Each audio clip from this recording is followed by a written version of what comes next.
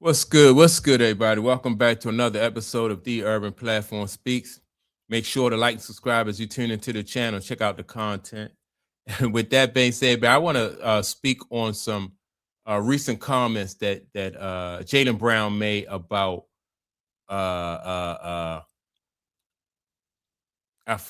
don't tell me Shea Gilgis Alexander, right? And he called him out for flopping and foul baiting and stuff like that, right? And like I've said in other videos, I think it's good when superstar basketball players, when they get the calls, like these guys, they earn these calls because like people sometimes, in order to get an advantage or to even the playing field, sometimes that people grab their jerseys or they foul them hard and try to intimidate them, right? So in that sense, I think it's good because sometimes those guys earn those fouls. But when they start flopping and and at the slightest bit of contact, they just dramatically try to sell a foul, like James Harden. I think it takes away from the game. The game is not exciting to watch. It almost gives it like that WWE like feel, like you're not watching a real game. It's scripted and all this other stuff, and it takes away from the product. So when Jaylen Brown calls out Shea Gilgis, I think it's good, man, because it puts everybody on notice that these guys ready to play some real basketball and stop looking for fouls, that you earn the fouls and don't try to take the easy way out, so you can go to the free throw line. And so I think it's good. And also they spoke about this on The Odd Couple, right? And The Odd Couple kind of felt the same way. And so what I'm gonna do is I'm going to play the audio from The Odd Couple. Then I'm gonna come back and give some more of my input on what Jaylen Brown had to say, and then on top of that, the response from Shea Gilgis Alexander. Let's get back on track. Big news in the NBA last night. Oh, I'm sorry. It was a great game. There you go. It was a phenomenal game, potentially a Great finals comeback. preview. Yeah. And ultimately, the Oklahoma City Thunder prevailed against the Boston Celtics. But the big story to come out of this game, Shea Gilgeous Alexander, reigning MVP, broke the record held by Wilt Chamberlain by scoring at least 20 points in now 127 consecutive regular season games. He finished with 35-9 in the win. He's having not just this season, but like the stretch that he's been on the last 3 or 4 years has been really incredible. Now, the problem is, he has this record, which is great. He doesn't have the best reputation amongst basketball fans.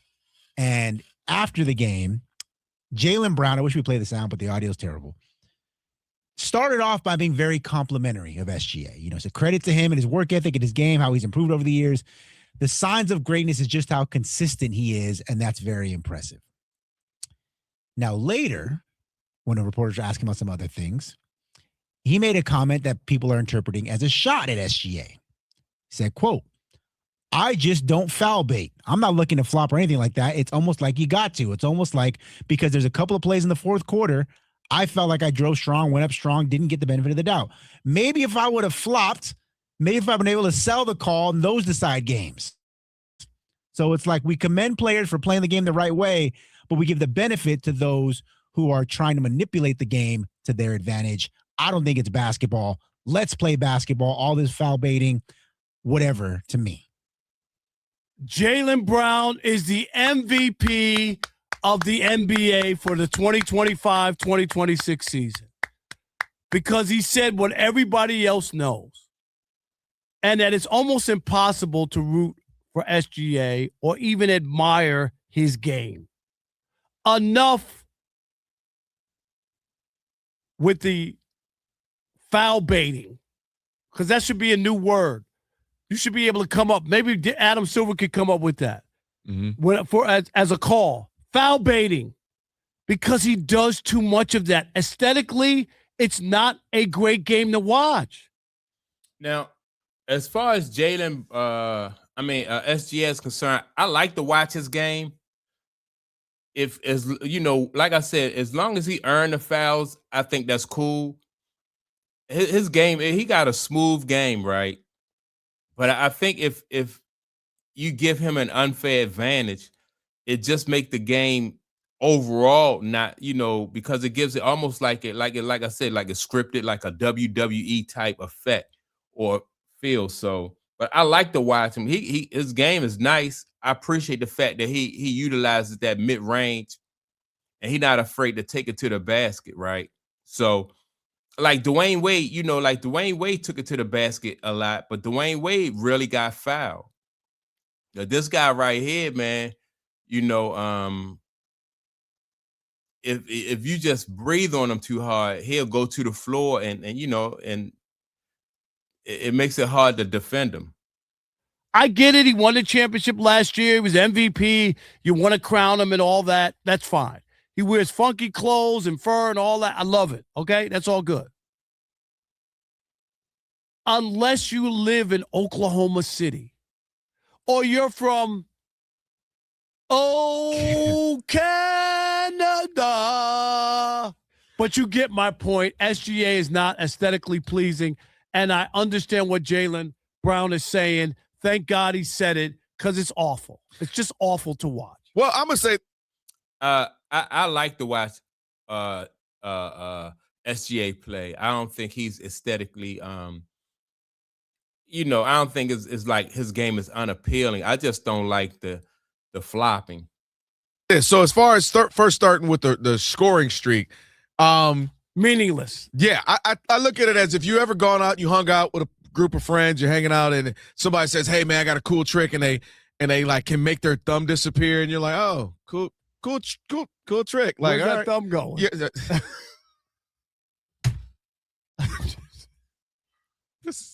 You know what I meant.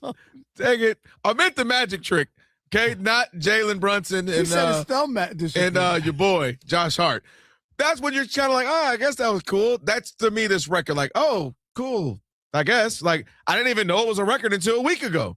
So a record to even be broken. So like, who knew? And it doesn't ultimately matter. Like, this isn't one of those. Nobody knew it. Yeah, this one isn't. It's like, yeah, cool. I'm more interested in what SGA said after when they asked him about it.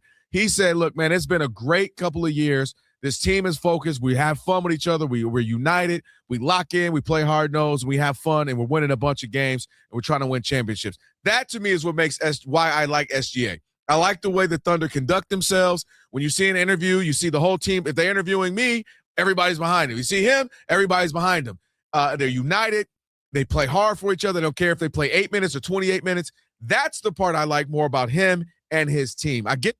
Yeah, but that statement that SGA put out or made, it don't address the flopping, allegations coming from not just Jaylen Brown, but other players around the league. It don't address that, and so, and I don't know if I'm SGA, maybe I think maybe I wouldn't address that either. I would just be on notice that referees, I think they're going to change it. I think referees and league officials probably going to be on the lookout for stuff like that. And come playoff time, he got to remember, like, he may not get those calls. I think it's good for teams now to put this out there, and then maybe the referees and the league officials come to playoff time won't be giving him the same calls. They're going to allow them to play more physical. And so that might throw his game off, but he should be on notice that, and maybe his coaches and say, everybody just say, look, man, you may have to play through these fouls. Like you may not get the same calls in the postseason that you got during the regular season. So, I think SGA is a very intelligent basketball player, and I think he knows that some of these calls that he's getting now, he won't get them in the playoffs, and so it's going to be a grind. The free throw merchant, I get people upset about that. It just takes away from the game. I can understand. Aesthetically, he does do, that's not debating. That happens. But his game, the silky smoothness, I like.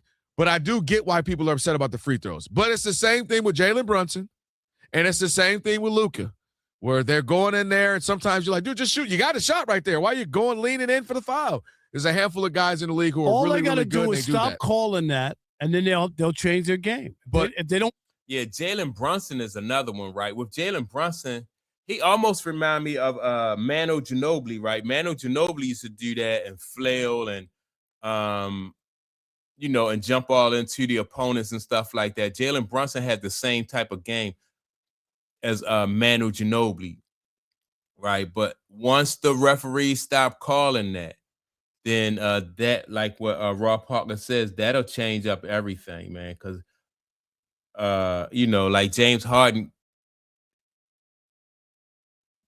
some of the calls that he got during the regular season, he wasn't getting those. So I think they're going to put because if the fans are complaining and basketball players are bringing it to the attention of everybody, making that, they're saying it louder than everybody else, I think they're going to cut that, they're going to cut back on those fouls or the flopping and stuff like that. So that's my take on it. Make sure to like and subscribe to the channel. Also, don't forget to leave a comment. And with that being said, I'm going to check you all out in the next video. Peace.